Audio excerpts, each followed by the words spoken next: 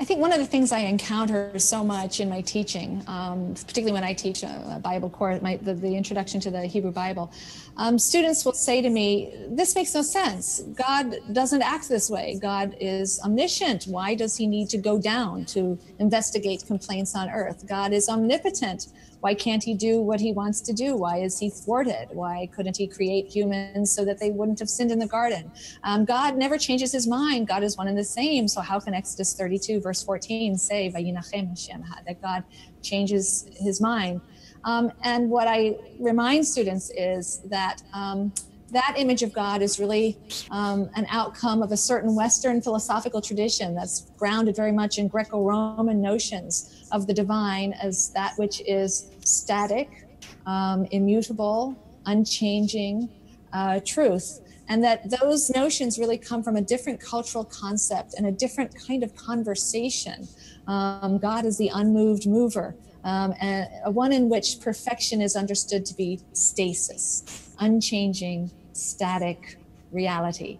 And that is not the God that we meet in biblical and Jewish tradition.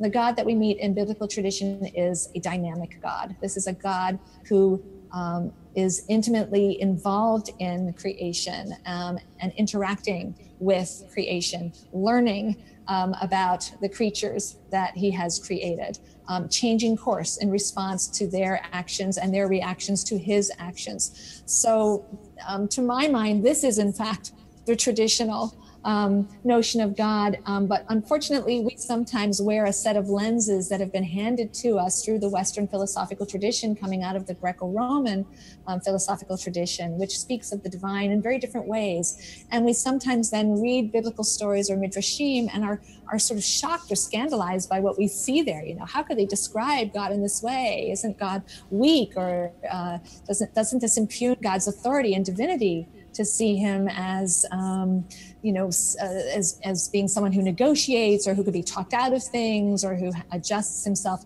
And I think not. I think that for the Bible and for the rabbis, what's divine about God is precisely not that he's static.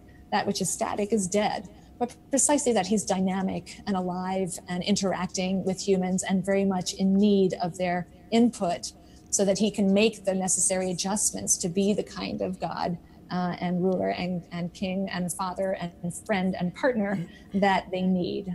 He needs good sparring partners. I like the phrase sparring partner because it captures the idea both of partnership, but also of challenge and being an adversary sometimes. So God needs sparring partners.